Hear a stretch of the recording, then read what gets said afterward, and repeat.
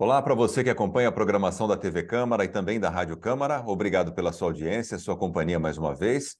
Estamos começando mais um programa Espaço Aberto e hoje vamos falar sobre Maio Cinza, que é a campanha de prevenção ao câncer cerebral. E para isso, nós estamos recebendo de maneira virtual a doutora Clarissa Baldotto, que é oncologista, e ela também é membro da diretoria e coordenadora do Comitê de Sistema Nervoso Central da Sociedade Brasileira de Oncologia Clínica. Doutora Clarissa, muito obrigado pela sua presença aqui, de ter aceitado o convite com a gente.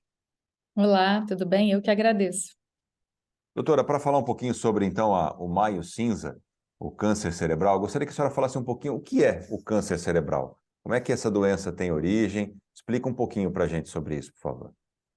Esse mês de maio, ele serve como um alerta para os tumores que nós chamamos de primários do sistema nervoso central ou do cérebro. O que isso significa? Que são tumores que se originam no cérebro. Então, qualquer célula, como qualquer tumor, qualquer célula do nosso corpo, ela pode sofrer modificações, alterações, defeitos, né, chamando de uma forma mais simples, e elas começam a crescer onde isso não deveria acontecer. Então, quando isso acontece num pedacinho, numa célula do cérebro, nós chamamos de tumores primários do cérebro ou sistema nervoso central. Então, o mês de maio é para alertar para esse tipo de tumor, que é menos comum, ele não chega a ser raro, ele está lá entre os 15 primeiros no Brasil, mas é um tumor que não é tão comum, então muitas vezes as pessoas desconhecem a existência dele e as opções de tratamento. Certo. Existe alguma... É genético? Como é que surge um tumor? A senhora falou que é uma célula que teve algum probleminha ali. Mas isso tem algum fator de risco? A questão genética pesa nessa situação? Nós dizemos que é genético porque ele tem origem num defeito no gene, mas ele não costuma ser hereditário, né? Como boa parte dos tumores, dos cânceres, eles são o que a gente chama de esporádico, eles acontecem por razões que muitas vezes nós desconhecemos. Existe uma proporção de pacientes que têm isso de forma hereditária, ou seja, a família tem um risco e você já pode saber que a pessoa tem um risco maior de ter um tumor de cérebro. Mas, em geral, não é assim, não é hereditário. Fator de risco para tumor de cérebro ainda é muito pouco conhecido. A gente sabe que hábitos de vida, alimentação, isso tudo influencia, então fumo, né? Então a recomendação é de evitar esse tipo de hábito não saudável, de tentar manter um estilo de vida saudável, principalmente através de atividade física e alimentação, mas a gente ainda não tem fatores de risco muito conhecidos. Talvez a radiação, pessoas que foram expostas a tratamentos de radioterapia na infância, no passado, elas têm um risco maior de ter tumores cerebrais na vida adulta. Mas de uma forma geral, a gente ainda está aprendendo muito sobre os fatores de risco. Eu tenho um dado aqui de 2020, ele não é tão recente, mas acredito que seja o último, que pelo Instituto Nacional do Câncer, né, os números mostram que em 2020 foram 4.787 homens que morreram devido a câncer no sistema nervoso central, e no caso das mulheres foram 4.567 óbitos. É um número relativamente pequeno, doutora, esse número que a gente tem de pouco mais de 9.000 mortes em 2020? A gente não considera que é um número tão pequeno, né? Ele é claro, se você comparar com o número de pacientes que vão falecer de câncer de pulmão, de câncer de mama, que são tumores bem mais comuns, ele fica lá em torno de 2%, é uma proporção baixa, mas tem um impacto muito grande na sociedade. E a gente precisa alertar, né? Porque o que é importante é, uma vez que você tem o diagnóstico, a pessoa é única, né? Ela precisa ser tratada, ela precisa ser diagnosticada de forma adequada. Mas, de fato, ele não é um dos tumores mais comuns, então, por isso mesmo, é importante nós trabalharmos esse tipo de alerta, para que as pessoas que tenham diagnóstico não se sintam perdidas, né, e procurem informação e tenham onde encontrar informação sobre a doença também. Certo. Como que a pessoa pode perceber? Quais são os sintomas, os sinais de que vem aí um câncer de cérebro? Como é que a pessoa tem que ficar atenta para perceber que está sendo acometida do problema? Uhum. O cérebro ele é um órgão no nosso corpo que muito nobre, ele controla praticamente todas as funções. Então, os sintomas do tumor cerebral, eles podem variar muito de acordo com a área do cérebro em que esse tumor foi instalado. Então, por exemplo, se ele está numa área responsável pela parte motora do movimento, a pessoa pode sentir uma paralisia de um membro. Se está causando aumento da pressão dentro da cabeça, pode causar dor de cabeça, que é a cefaleia. Os sintomas mais comuns, em geral, são cefaleia, né, dor de cabeça, crise convulsiva pode acontecer e, às vezes, a sensação de uma dormência no corpo ou de uma paralisia. É importante lembrar que são sintomas comuns a outras doenças também, né? Dor de cabeça é um sintoma muito comum, então não é para ficar assustado achando que qualquer dor de cabeça. Geralmente são sintomas persistentes que aumentam ao longo do tempo, e aí você deve procurar um clínico, o seu médico de confiança, para que ele possa fazer o diagnóstico mais preciso. Mas são sintomas muito gerais, podem variar muito. Eu chamo atenção para dor de cabeça, crise convulsiva, algum tipo de paralisia ou perda de sensibilidade no corpo. Que exame que é feito para detecção? O exame que é assim considerado o padrão ouro é a ressonância magnética de crânio. É claro que se você tem um sintoma, às vezes, que é uma suspeita, uma tomografia, que é um exame mais simples, mais rápido, né, mais barato, ele pode te trazer essa suspeita e aí a ressonância magnética serve para confirmar e refinar, para fazer esse diagnóstico ficar mais preciso, porque são vários tipos de tumores cerebrais, né, não existe um tipo só. Doutora, as pessoas que eu vou trazer até para o meu conhecimento pessoal, as pessoas que eu fiquei sabendo que foram cometidas por câncer de cérebro, tumor cerebral mesmo, é, a impressão que eu tenho é que o desenvolvimento da doença é muito rápido. Isso é real? Como é que é o tratamento depois que foi diagnosticado? O médico descobriu que tem lá um tumor cerebral mesmo, e daqui a pouco a gente vai falar da questão da metástase, mas a questão é, tem lá um tumor cerebral. É muito rápido, isso é fato? Não, não necessariamente. Como eu disse, tem vários tipos de tumores de origem no cérebro.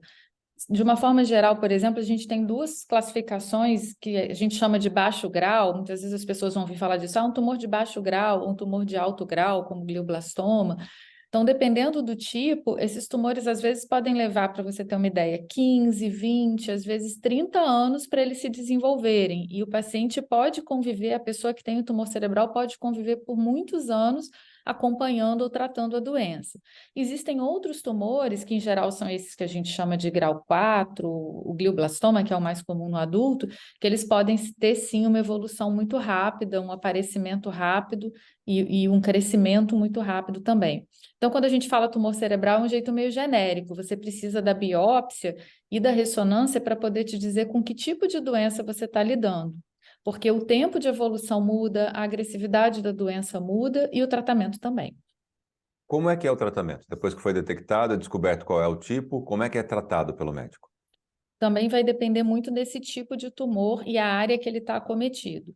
De uma forma geral, alguns casos, por exemplo, a gente pode observar, acompanhar, quando você entende que é um tumor de baixo risco, em que a pessoa pode conviver com ele sem ter nenhum problema.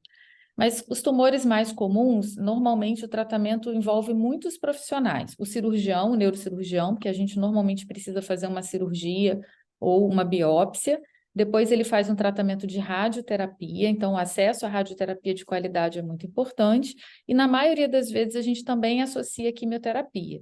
Então é uma combinação de tratamentos diferentes que a gente usa para poder garantir o melhor resultado.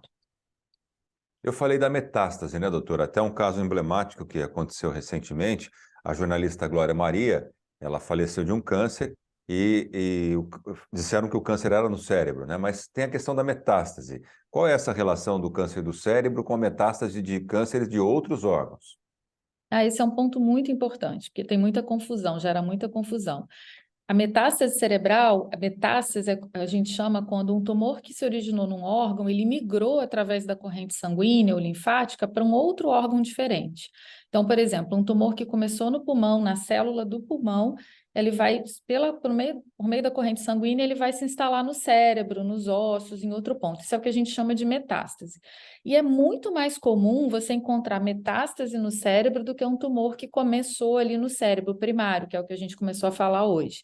Então, por exemplo, tumores de pulmão, melanoma, que é um tipo de tumor de pele, câncer de mama, que é um tumor muito comum, eles com alguma frequência acabam acometendo o cérebro. E aí você diagnostica, às vezes, você faz um exame, teve um sintoma de dor de cabeça, uma convulsão, faz uma ressonância, tem um tumor lá, mas na verdade esse tumor nem sempre começou no cérebro, você tem que pesquisar de onde ele veio.